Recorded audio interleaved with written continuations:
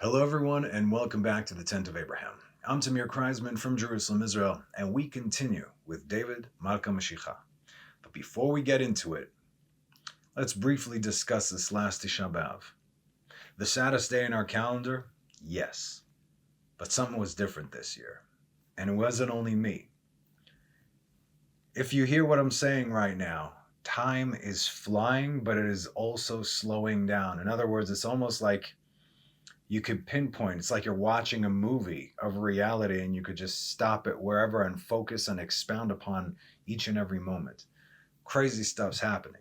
Apparently, over 70% of Israel fasted, which is incredible. So we got our majority. Baruch Hashem, that's a good thing. But something is different. This was not a sad Tisha B'Av. Yes, we fasted and we sat on the floor and we thought about what was and what could be. By the way, that's really why we cry, of what could be. It's not only what we lost, but the world has no idea what it is missing without Beit HaMikdash. Even our sages say, if the nations knew how much they would benefit from our temple, they would rush to Israel to build our temple for us. Have the temple so the rest of the world could live in peace. It's what it comes down to. In any case, you can feel the change. We are so close, people. We are so close, so close. So just like I said, we need those last sparks to come in and then everything flips. So, if this speaks to you, please do something about it or get in touch. And this week, we have Tu B'Av, the 15th of Av, which is actually one of the happiest days of the year. That is likened to Yom Kippur, which is one of the happiest days of the year. Yes, it is the day of judgment. Actually, Rosh Hashanah is the day of judgment. It's a day of atonement. But Yom Kippur is not a sad day. It's a very happy day. It's a day that we actually finally received the second tablets. And it's a day that God said, on this day you talk to me. Father to Son, straight up, whatever you need, I'm here. Just lay it all out. And so if you look at our history on this day, Tu B'Av, coming 6 days after the destruction of our temple, notoriously, incredible things happened that just turned the tides for Israel. And that is happening on Wednesday. So please keep that in mind. Very happy days and happy days to come. Okay, that being said, let's get into it. This one is called The Matter of the Heart, or rather, the heart of the matter. From the words of the holy Shala, Hashala HaKadosh, Shala, Shin Lamed He Shnei Luchot HaBrit, it is known that the entire reality of the work of prayer is by the hand of a servant during the 6 days of mundanity. Now, whenever our sages say Avodat Hashem, the Lord's work, that means prayer. Avodah is prayer, okay? There is other Avodat Kodesh, which literally means holy work. And that means anything for the sake of heaven and the sake of others. So in other words, it's like, okay, yes, sure, if you're working in a synagogue or if you're working in a Beit Midrash, but you could be working anywhere in your day-to-day job. But if you are doing it like a good God-fearing Jew, where people could look at you and be like, this person is different. He's not like us. This person is different. Tell me about who you are. Why do you believe what you believe? This is how we were called to be. So that is called Avodat Kodesh. When you are setting a good example of a human being and you are a God-fearing Jew, that's a good thing. Like I said, this is quite literally the opposite of what we see today in the world, where you have external Jews acting like the nations and they are making a mockery of everything and bringing a bad name to us and to God. That being said, it is known that the entire reality of the work of prayer is by the hand of the servant during the 6 days of Chol, of mundanity. However, on Shabbat, Kodesh, on Shabbat, the light of emanation rules. Through this, we can understand the fourth commandment of the 10 Commandments from Exodus 20. Remember the Sabbath day to sanctify it. 6 days you may work and perform all your labor. But the 7th day is a Sabbath to the Lord your God. You shall perform no labor, neither you, nor your son, your daughter, your manservant, your maidservant, your beast, nor your stranger who is in your cities. This is Gil Toshav. So even as it was, so will be, after Mashiach comes, you will still have those from the nations that will come and dwell within Israel. Obviously, no idolatry, nothing like that. And on Shabbat, everybody rests.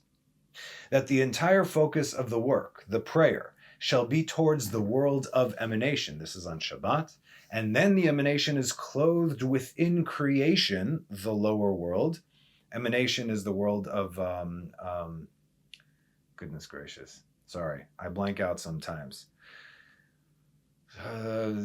Forgot right now. It'll pop in my head later on. Anyway, Asiyah, Yetzirah, Bria. Goodness gracious. Emanation.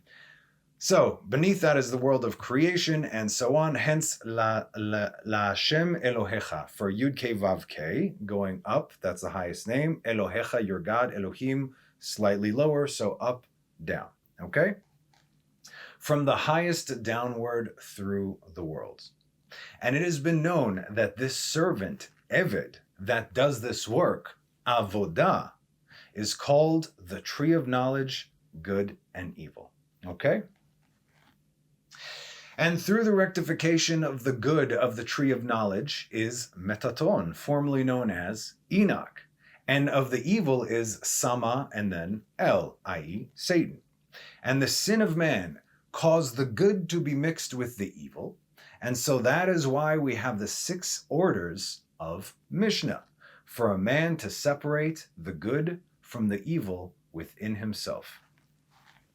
As said in Genesis 1:4, and Elohim saw the light, and it was good. And Elohim separated between the light and between the darkness. If the light is good, then by default, the darkness must be evil. Okay. Atzilut, for goodness sakes. That's the world of Atzilut. If you couldn't see my mind going while I'm reading my stuff here to what in the world is going on, Olam Atzilut, the world of emanation. A man must do the work to cut it out, meaning to cut out the darkness from the light, to separate the evil from the good from with himself, so that he should not remain with the evil inclination. We have them both. As David, who cut out his evil inclination through prayer and Torah study, as he said in Psalms 109:22, for I am poor and needy, and my heart has been made void within me. We discussed this verse over the last few classes. So that one may receive the memtet min metatron. Okay? Memtet is 49. The 49 from metatron, of the faces of purity, and not from the memtet, the 49 faces of impurity, from the other side. Of this verse, Rabbi Nechunya ben Hakana wrote in his book, the Bahir, for I am poor and needy, and my heart has been made void within me. David said this because his evil inclination had no hold over him, as said in Psalms 5:5. For you are not a God who desires wickedness, evil does not abide with you, meaning it does not abide with God. So then how did David achieve this? Through his studies of the oral law, the Mishna. That's what this is. What is the Mishna but a detailed breakdown of the laws of the Torah? It is the what, the when, and the how, while the Talmud is kind of the why. So, for instance, if you're out there and you're on, the Sitra Achra, you'll be like, oh yeah, I only follow the laws of the Torah. Okay, so like we said, take a knife, please go ahead, circumcise your heart. Eye for an eye, tooth for a tooth, and all that good stuff. You cannot take these things literally, because then we would have killed ourselves a long time ago. So again, it explains what each command actually means, because it says you shall live by these laws, not die by these laws. So the Mishnah breaks down the laws and tells us what our sages discuss, going through all the angles of the Torah, bringing it down. This is how we perform it. Okay, and then once you get into the Talmud, which breaks down the Mishnah, that's where you have all the conversations, the back and forth, the details, the stories, everything brought together, and then they show how they got to the outcome that they got already in the Mishnah. It is fascinating. Okay, I'll give you like the smallest example. There is nothing that is left unchecked. It says an eye for an eye, right? How do we know, just based on common sense, that an eye for an eye does not mean that if accidentally you poked out your fellow man's eye, then now he has to come and poke out your eye? Why is that? What happens? They ask this question. It's all relevant. What happens if a blind person accidentally poked out his fellow's eye? Sure, poke out his eye. It's not going to make a difference, you see? Therefore, there's no recompense. You see, this is what they thought of. You look at all these angles, nothing is left unchecked. That's why around the world, many high-profile lawyers learn Talmud because it makes them think of every single angle over there. That's what the Talmud is. Okay, let's continue. He was not silent, David, night and day, and he would connect the Torah in the upper worlds. For every moment that a man learns Torah for its own sake, the supernal Torah connects to the Holy One, blessed be He. This is a very big deal, okay? Connecting Torah means to connect the oral Torah to the written Torah, like we just said. Okay, it says in the Torah this. What does it mean, lo ta'aseh kol melacha? You shall not do any melacha. That's what it says, right? You and your son and your daughter, your maidservant, your manservants, and the beasts of your field and all that good stuff. In the modern world, they're like, yeah, I don't work on Shabbat. It doesn't say lo ta'aseh kol avodah. It says lo ta'aseh kol melacha. So what does the word melacha mean? We have to then find where it says melacha in the Torah. And as we know, it says specifically melechet hamishkan, the melacha of the Mishkan. Therefore, we know that the 39 avot melacha in the Mishkan, we now take that, we translate this into what it actually means in the world today. That is the oral law. This way, we keep Shabbat properly, not according to, oh, I don't work on Shabbat, so I'm following the Torah. See what I mean? Okay. So, in the simplest terms, this means how to perform the commands in the written Torah in the practical sense in everyday possible case and scenario in our lives. So there should be no doubt. Who doesn't want to do that, right? We want to know what God told us. As is said from Masechet Sanhedrin 105b, Rav Yehuda says, a person should always engage in Torah study and performance of a mitzvah, even if he does not do so for their own sake. As though engaging in them not for their own sake, he will ultimately come to engage in them for their own sake. Okay, so try to understand the difficulty of for its own sake. What does this mean? Let's start with what it doesn't mean, if you think, okay? If you have any ideas. This is very important. If I want to learn Torah because I'm curious about it, that is not for its own sake. If I learn so I can know the secrets of the universe, no, you won't. That is also not for its own sake. If I learn Torah so I can teach, it is also not for its own sake. These things that I'm doing right now, right? I work an entire week on this. I present this to you. All my study for this, yes, I get merit for learning Torah, but this is not considered Torah for its own sake. I'm learning for the sake of teaching. We're continuing. If I learn Torah because I love God, no, kids, it is also not for its own sake.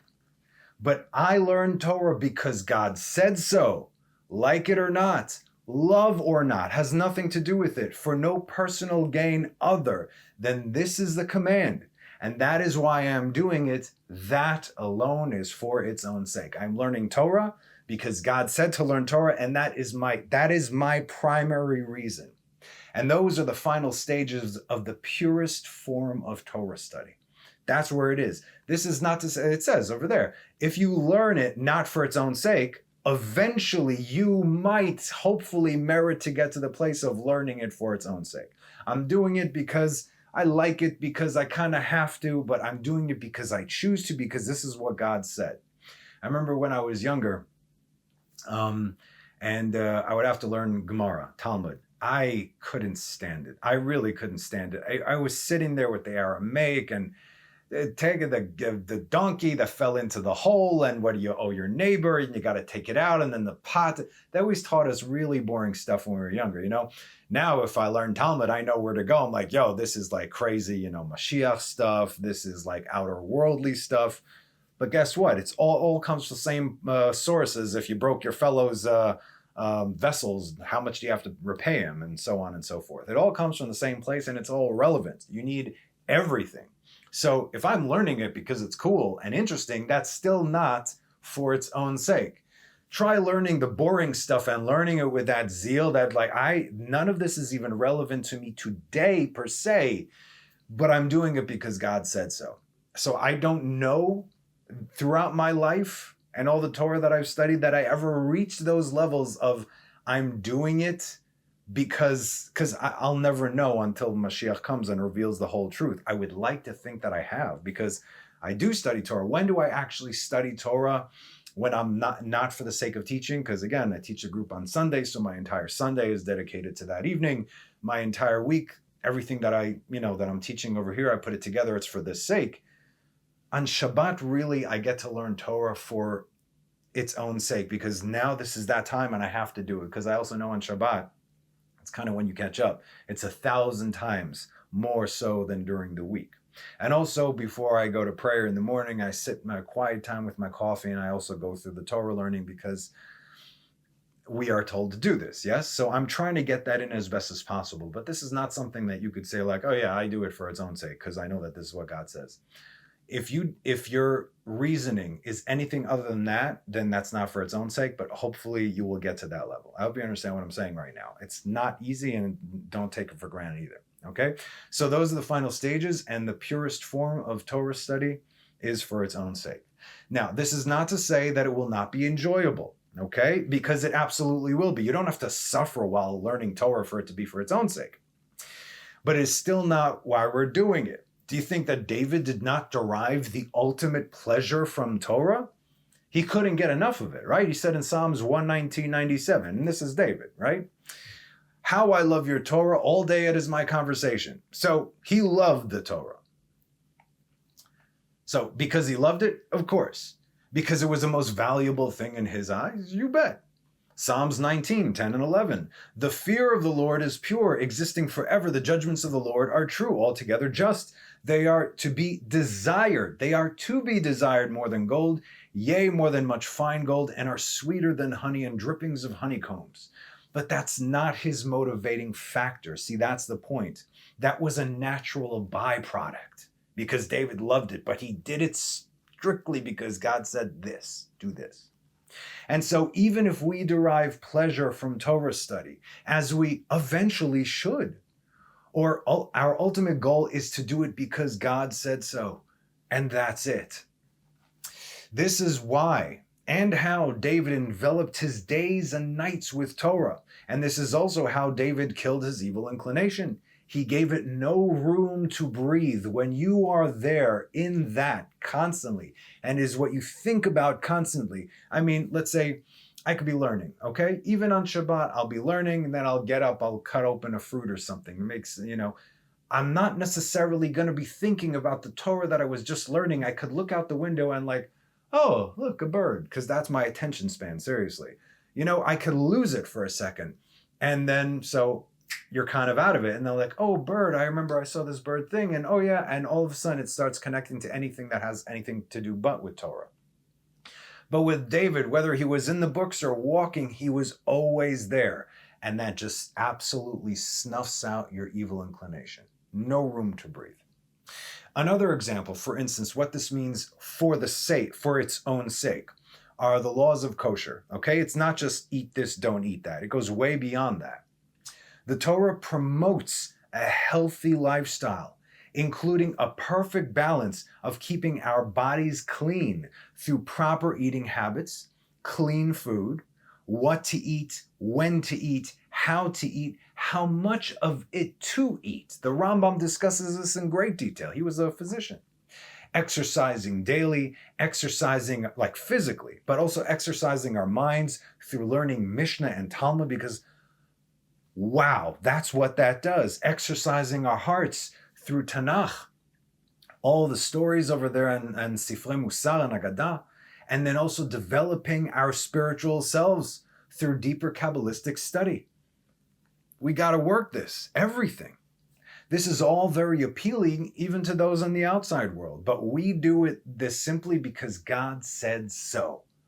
This is what you will learn. This is what you should learn. Yes. Oh, it's convenient for me, so I do it. Wrong answer. God said so, so I do it, and it just so happens to be the best thing for me possible. This is not the same if you're not a Jew, mind you, because there is no command for a non-Jew to learn Torah. And for any one of us to perform a command while we are not commanded to do so does not fill the desired rectification. In other words, it's as if it is nothing. Don't get offended. Please listen. So if a non-Jew learns Torah to strengthen their belief in the God of Israel while adhering to the 7 Noahide laws, then great, absolutely. Use this for the sake of that. But again, if there's no command, then there is no reward. This is what needs to be clear. King David has full control over his heart. Now you're going to love this part. In Midrash Rabbah, chapter 34 says the following: "The wicked are under subjugation to their hearts, as said in Psalms 14:1. For the conductor of David, the fool, said in his heart, there is no God." Now, I'm going to give you a whole bunch of examples over here. This might be the only one that is potentially accurate. I'm talking about the translation. So I'm just going to read it with the proper translation and not how it's written in pretty much every single Bible out there, okay? Again, this is why it's so important. If you don't read it from the Hebrew source, you lose basics. It's just a basic understanding that they take and I don't know how. So Psalms 14:1, for the conductor of David, the fool said in his heart. Amar naval belibo. Naval is translated as fool here. It's still not 100% because that is the essence of his name in a way. Again, translation loses all meaning, even if it is correct. But Naval was a man, the actual dude he's talking about, the husband of Abigail. And David said of him what he said, there is no God, right? The fool said in his heart, there is no God. Naval said in his heart, there is no God. So why is it poorly translated as a fool? As Abigail, the prophetess, said to David in 1 Samuel 25:25. Let not my Lord take heed of this base fellow, of Naval, right? For like his name, so is he. Kishmo kenhu. He is a Naval. Naval is his name, and ungratefulness is with him. And I, your handmaid, did not see my Lord's youths, whom you sent. Read the chapter, you'll get the context of why she said it. So Kishmo kenhu, Naval shmo unevela imo. Nevela means carcass, and Naval, even in modern day Hebrew, means scoundrel or detestable. Menuval, right? So again, the wicked are under subjugation to their hearts. Let's see the wicked. Genesis 27:41. And Esav, wicked, hated Jacob because of the blessings that his father had blessed him. And Esav said in his heart, I'm literally translating the proper Hebrew. Vayomer said, Esav be in libo, in his heart. Let the days of mourning my father draw near, I will then kill my brother Jacob. What a guy. 1 Kings 12:26. Vayomer Yerovam belibo. Yerovam then said in his heart. In all these places it would probably say, and he said to himself, and he thought to himself. But specifically it says in his heart, because we're talking about matters of the heart over here. Yerovam, the one who separated the kingdoms, who brought idolatry back and caused the northern kingdom of Israel to be in idolatry for 250 years. 250, anyone? Now the kingdom may return to the house of David. He said in his heart. Esther 6:6, and Haman entered, and the king said to him, what should be done to the man whom the king wishes to honor? And Haman said in his heart, Vayomer Haman be libo. But the righteous, their hearts are subject to them. 1 Samuel 1:13. But Hannah, she was speaking upon her heart. She controlled it. V'chana hi medaberet al, over, upon liba. Only her lips were moving and her voice was not heard. 1 Samuel 27:1. And David said to his heart, El libo, now I shall perish one day, and the hand of Saul, there is nothing better for me than that I shall escape to the land of the Philistines. Daniel 1:8, Vayasem Daniel al libo. Daniel, it says, Daniel resolved not to be defiled by the king's food. It doesn't say that at all in the Hebrew. Here's what it said. Okay, it should be saying, and Daniel placed upon his heart not to be defiled by the king's food. And all the righteous are similar to their creator, as said in Genesis 8:21. Vayarach Adonai et reach hanichoach vayomer Adonai el libo. And the Lord smelled the pleasant aroma, and the Lord said to his heart, el libo. Now, since David had full control over his heart, meaning he subjugated his evil inclination, the entire generation of Israel at that time were standing by his merit. And so it is in every generation, depending who we have, right? As we can see in Shir HaShirim Rabbah 4. When 10 righteous men sought to recite the book of Psalms, the Holy One, blessed be He, said to them, "You are all pleasant, pious, and qualified to recite a song before me. However, David will recite it on behalf of all of you." Why? Because his voice is sweet. That is why it is written, the sweet singer of Israel. 2 Samuel 23:1. Rabbi Huna said in the name of Rabbi Acha, who sweetly sings the Psalms of Israel? It is David, son of Yishai. Also, from Song of Songs 4:4, your neck is like the Tower of David, built as a model, 1,000 shields hanging on it, all the quivers of the mighty men. All those thousands and tens of thousands who stood at the sea, and I defended them, said God. I defended them only because of the merit of what came after 1,000 generations. As we've discussed before, the Zohar states that there were 974 generations before the creation of the world as we know it.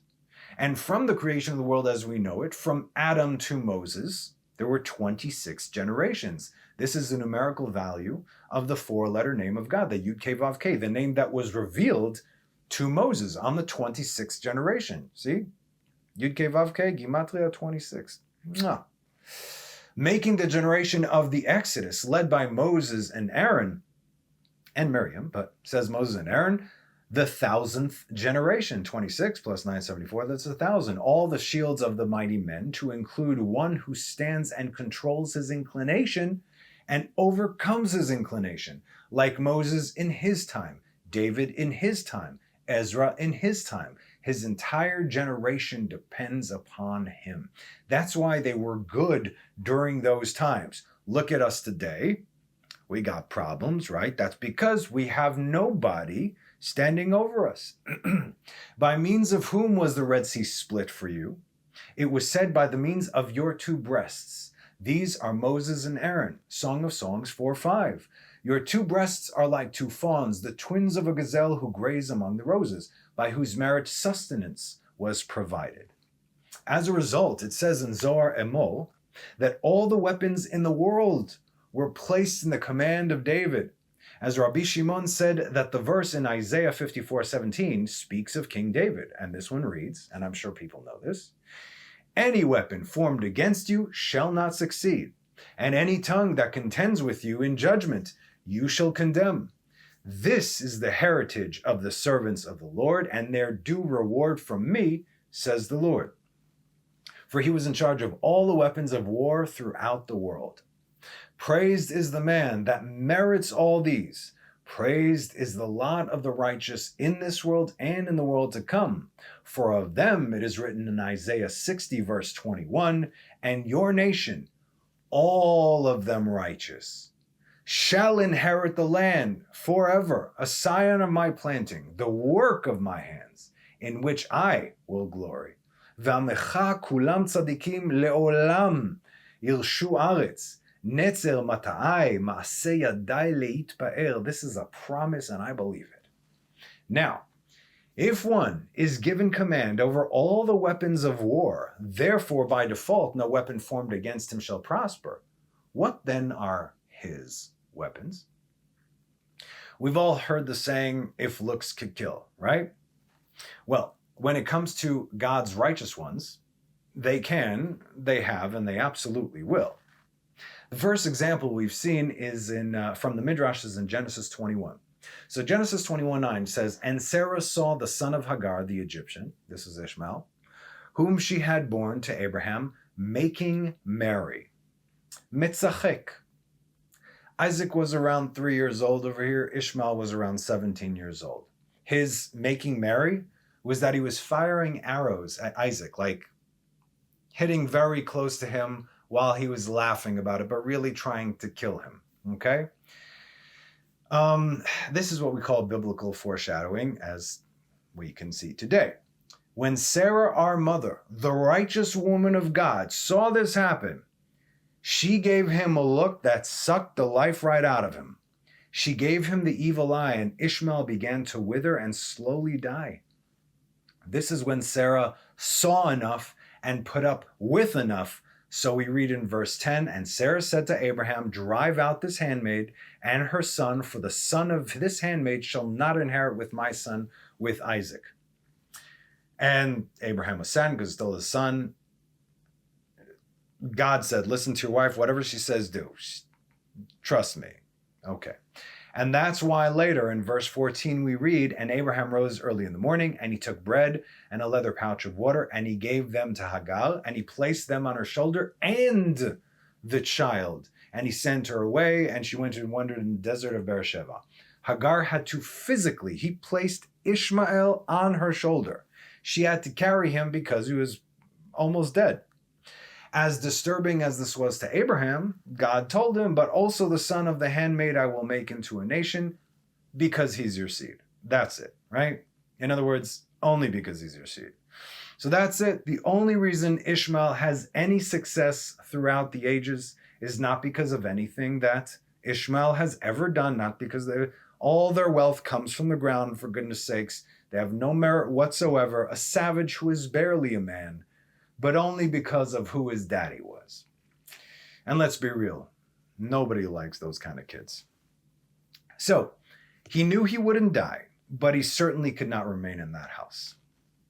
Another example of, if looks could kill, was with Rabbi Shimon, who when he and his son came out of the cave after 12 years, nonstop Torah 24/7 there, that is all they did, to the highest of heights, to the world of emanation, Atzilut.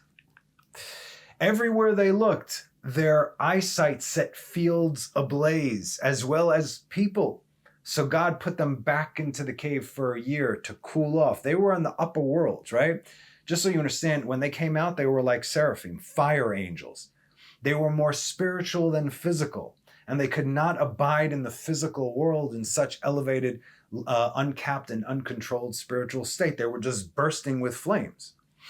Now, back to Emor that reads, and this, I did not know this. I heard things kind of similar, but this is news to me. You're going to like this. Rabbi Elazar said, that Philistine, Goliath, was a relative of David. Okay, so this we kind of knew. Now, if you don't know this, Ruth and Orpah, they were sisters and Moabite princesses. Ruth is the great-grandmother of David, and Orpah is the mother of Goliath and his 4 brothers. Ruth turned towards God, and that is why she merited to produce the line of David, while Orpah turned away, hence her name Orpah, kihi hefneta olif. Olif is your nape, right? It says that Judah will command the napes of his enemies, right? Because they're going to flee from him. So she turned away her back, her neck to God. That's why her name is Orpah, and that's also why she produced godless abominations. All this was going on during the days of the judges, if you need a timeline, okay? Now, have you ever wondered who Goliath's father was? This is what I did not know. Now, this is a bit disturbing, but the Chatam Sofer said the following, and it was confirmed later on, our day, by Arav Kanievsky, rest in peace, who also said that he read this in Targum Yonatan. He said that the father of Goliath and his brothers is none other than Samson, the mighty man, the judge from the tribe of Dan. Mind you, David's mother, Nitzevet bat Adiel, she was from the tribe of Dan. Just so you understand, there's Judah and Dan. Dan and Judah, they're always connected like that. The chief of the tribes and the least of the tribes. So where do we have this understanding that Samson was the father of Goliath? Judges 16:21. And the Philistines seized him and gouged out his eyes, and they brought him down to Gaza and bound him with copper chains, and he did grind in the prison house. Vayhi tochen beveit ha'asurim. If there was ever a literal translation that matches modern slang, while Samson was blinded and bound, the Philistines brought all their women to Samson, so he should impregnate them and bear them mighty children. They got Orpah. Yes, okay, so this happened, and there you got them. Because of this offense against Israel, David was tasked with deleting the Philistine bloodline, starting with his distant cousin Goliath, as said in 1 Chronicles 18:1. And it came to pass afterwards that David smote the Philistines and vanquished them, and he took Gath and its villages from the hands of the Philistines. Later on, we can see the kings of Judah, the seed of David, dismantling them until we simply start hearing about them. They're just gone. Now that we have this fun fact and an interesting side note, let's get back to Zohar Mol that reads, Rabbi Eliezer said that Philistine Goliath was a relative of David, and he, Goliath, was the son of Orpah.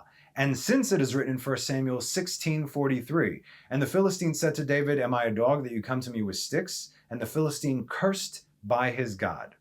Vaykalel Plishti et David be'elohav. Now when this happened, David looked upon him with the evil eye, as David would produce all sorts of leprosy by his look. As seen, for example, 2 Samuel 3. We'll start at verse 28 and 29. And David heard afterward, and he said, I and my kingdom are innocent before the Lord forever of the blood of Abner the son of Ner. May it rest upon the head of Joab, and upon all his father's house, and may there not fail from the house of Joab one who has an issue, or one who is smitten with leprosy, or one who leans on a staff, or one who falls by the sword, or who lacks bread. But here, with the Philistine, since he cursed God, David looked upon him with the evil eye. Now, mind you, Goliath did not curse God directly.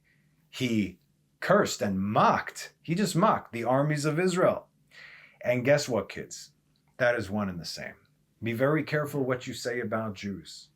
It's as if you're cursing God.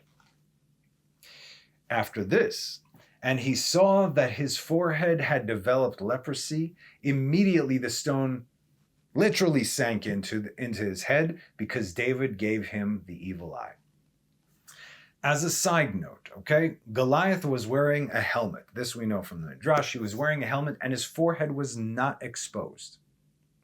As the Midrash says that David's gaze gave leprosy, starting with the helmet that melted away the metal. Remember, this leprosy, we're not talking about a leper as it was over the last 1,000 years or so, or during the Dark Ages or what have you. Leprosy, back then, this was a spiritual affliction, especially when it comes to matters of misspeaking, shall we say.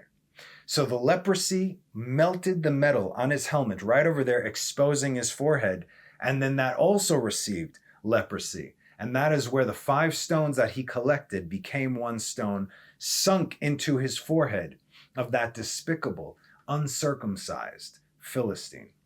Now these 5 stones that David collected, like what happened to the other 4 stones, these are the 5 books of Moses specifically, that they became one. And also David publicly praised God, Vayivarech David et Adonai le'enei kol hakal, and David blessed God before the entire congregation, where he said, to you, my God, is the greatness, the mightiness, the splendor, the eternal royalty. Lecha Adonai hagdula v'hagvura v'tiferet v'hanetzach v'hahod. These are the 5 points over there that he focused on. The Zohar then continues to explain that David had the most beautiful eyes, that every shade of color would twinkle and shine from them. Anybody that saw that was just mesmerized. And those who feared God could see it and loved him, and he them, like we said in the last class, I am a fellow, I'm a comrade to anyone who fears you. You fear the Lord, I got your back. I will fight for you. That's what David was. While all those who were wicked, they hated him. He was the real deal. Furthermore, Rabbi Tzadok HaKohen from Lublin said, from his book Divrei Sofrim, that King David, peace be upon him, had a heart that was completely clean of all worldly desires, as the verse states in Psalms 109:22. For I am poor and needy, and my heart is hollow within me. Since he killed his evil inclination through fasting, therefore he was not worthy of that incident, it says, referring to Bathsheba, meaning lust was not the motivation. I hope you get this over the last few classes that we've been going through this. But rather, the Holy One, blessed be He, tries perfect vessels.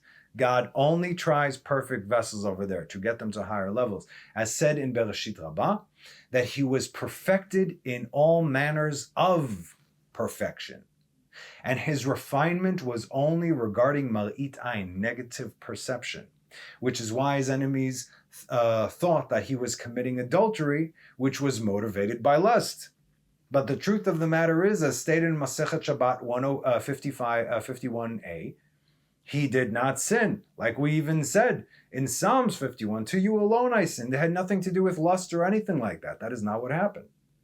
And it also says in Sanhedrin 107 that Bathsheba was David's mate from the 6 days of creation, but she was unripe, meaning it wasn't the time yet. It was too soon. Now listen to this. You want to know what David's purest motivation was for this whole ordeal? It is known that the child that died at birth, right, with Bathsheba, had the soul of Mashiach, literally Mashiach ben David, the actual son of David. Later on it was Solomon, also the son of David, but that was the son who died. That was supposed to be Mashiach, his firstborn son. But since it was not the time of the end, it could not be brought into the world. So in other words, that was always going to happen. Mashiach could not have come at that time. Our time, yes, not at that time. So despite everything and everything, impossible that it would happen then. Therefore, everything that had to happen did. And so we know that anything He did was not motivated by lust, but rather to fulfill what was His to fulfill since the 6 days of creation, as He knew Mashiach is supposed to come from Him. And so the truth of the matter is that His heart was refined by this ordeal, as He was completely clean from any desires, and after tshuva, He was even clean from sin. So as we've said, David was spiritually clean, but he was also physically clean, right? It's not only spiritual purity, but it's also physical purity. Like we said, it depends what you eat. It depends what you say. It depends where you look. It depends how you dress. Everything matters. Every little thing, even how you eat. Meaning, even His body, His flesh and blood were refined.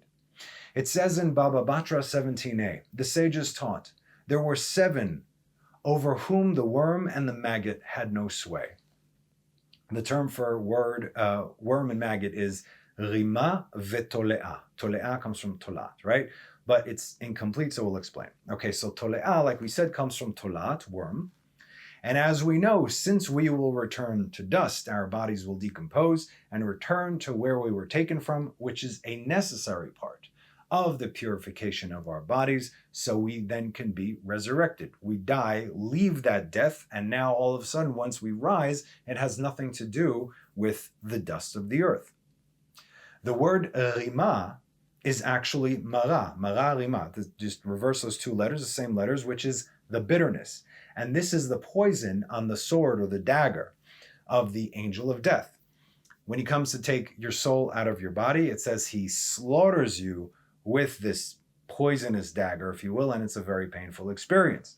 Our sages say that to remove the soul from the body is like separating cotton from thorns. It is the most painful experience that a person feels, more so than all their turmoil throughout their entire lives. And we're talking about spiritual pain. That is not something we can even begin to imagine in this current state. It's not physical pain. Our sages say it's beyond anything we can comprehend. Of course, it doesn't have to be that way, as the righteous person is not attached to their physical being. That's what it is. If you're saturated by the mundane, by the physical world, and you really, those that don't want to die, because, you got to rip the soul, which is pure, right out of the physical body, which in most cases is impure, especially in their case. But a righteous person, body, soul, it's almost one and the same. And when the Shekhinah calls, it takes you right out. There's no problem. They come to the Shekhinah willingly, not, no, I don't want to die. It's like, all right, this is the next thing. Okay? They have this understanding that we do not. The 7 names here are the ones who have not been killed by the angel of death, but rather left willingly as the Shekhinah called to them. And because they perfected even the lowest aspect of their beings, their bodies, there was no reason for them to decompose. And so their bodies remain intact till this day. And they are Abraham, Isaac, and Jacob, Moses, Aaron, and Miriam, and Benjamin, son of Jacob. Abraham, Isaac, and Jacob, as it is written with regard to them, with everything, from everything, everything. Bakol mikol kol. If you don't know this, let's learn what these mean. These were the blessings that God gave Abraham, who increased to Isaac and then increased to Jacob. So in Genesis 24:1, it says, and Abraham was old and advanced in days, and the Lord had blessed Abraham with everything. V'Avraham zaken ba'bayamim, v'Adonai berech et Avraham bakol. There's certain midrashim says that Bakol is actually the name of Abraham's daughter, that he had a daughter. I actually knew somebody growing up, her name was Buckle. I'm like, buckle my shoe?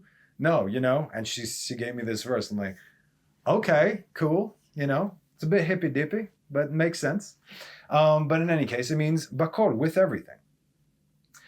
Genesis 27:33. And Isaac shuddered a great shudder, and he said, who then is the one who hunted game and brought it to me, and I ate of everything, right? Vayoma mi'efohu tzad hatzayid vayavo li va'ochal mikol, from everything, or of everything. Now, Genesis 33:1, it says, now take my gift, said Jacob to Esav. Esav's like, I have yesh li rav, I got a lot. Jacob came back and said, yesh li kol, I have everything. Now take of my gift, Esav, right? Which has been brought to you, for God has favored me with it, and because I have everything. He prevailed upon him and he took it. And so these 3, we ask during Birkat HaMazon, the blessing of the meal after we eat bread, we say, may the merciful one, God, bless us, just as he did our forefathers, Avraham, Yitzhak, ve'Yaakov, bakol mikol kol, with everything, from everything, everything.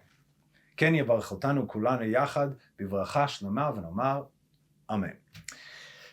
Next on the list, we have Moses, Aaron, and Miriam, as written regarding them by the mouth of the Lord. This, as we know, this is the kiss of death, but this is not a bad thing. But the most merciful way by which a person can leave this world, as it is done by the holy and blessed be he himself personally. As said of Aaron, Numbers 33:38, Aaron the Kohen ascended Mount Hoahar by the mouth of God and died there. Al pi Adonai, by pi, pe, by the pi, the pe Hashem, the mouth of God. Of Moses it is said in Deuteronomy 34:5, and Moses the servant of the Lord died there in the land of Moab by the mouth of the Lord. Al pi Adonai.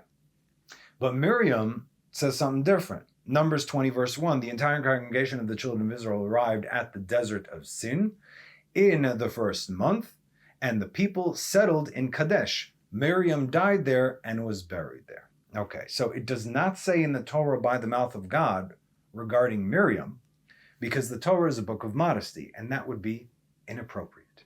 You need to understand this and accept this.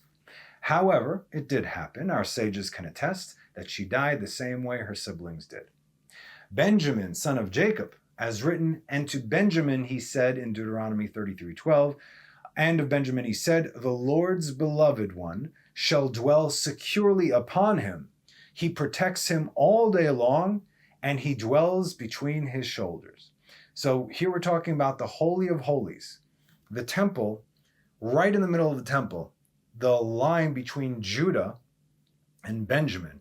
It splits it. So you have the altar and half of the building, that's already in the plot of Judah. And then you have the Holy of Holies, that is actually in the plot of Benjamin. Okay? So the Holy of Holies in the plot of Benjamin, and the shoulders, it says in the shoulders, those are the cherubim upon the ark. where the Shekhinah always resides. We also have learned that Benjamin never sinned in his lifetime. And so the Talmud says, even in death, he rests securely, unbothered by worms. And some say that even David is included, as David said in Psalm 16:9, my flesh also dwells secure. Now, there is such a telling hint as to how David merited to be part of this exclusive list. Remember, everyone here before David came before the Torah, while Moses, Aaron, and Miriam helped to teach it. The patriarchs were the only ones. They were the only ones who were a chariot to the Shekhinah in this world. So the power they carried to refine themselves, body and soul, was tremendous because it rested on 3 people. And then by extension, their immediate family, right? That's it. It was all there. Then we have the big 3 of the house of Levi, right? Moses, Aaron, and Miriam, by whose merit Israel received heaven on earth in the form of manna, the clouds of glory, and the water from the rock. David came over 300 years later. After so much Erev Rav, then joined Israel, and the Shekhinah was dispersed among the people. But David worked on himself so much to gather that, to focus that, every second of every day, to the point that he could say that even after death, his flesh will dwell in safety. How could this be? What is the verse before this? Let's go to Psalm 16. Let's read 8 and 9. I have placed the Lord before me always, because he is at my right hand, I will not falter. Shiviti Adonai lenegdi tamid ki mimini balemot, like we said. Shiviti Hashem lenegdi tamid, I have placed the Lord ever before me, is on every Aon Kodesh. If you place the Lord ever before you, whatever you do, you have that God consciousness. In your public moments, especially in your private moments. This is how we lived. And the next verse says, therefore, because I placed the Lord ever before me, therefore my heart rejoices and my soul was glad, even my flesh dwell in safety.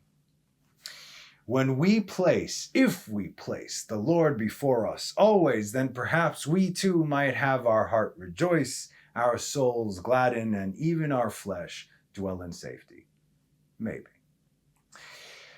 These were the matters of David's heart. This is the heart of the matter. And that is our class. Thank you all so much for always joining me here. I appreciate everything. Have a wonderful rest of the week. Enjoy your Tu B'Av and have a Shabbat Shalom. Bye-bye.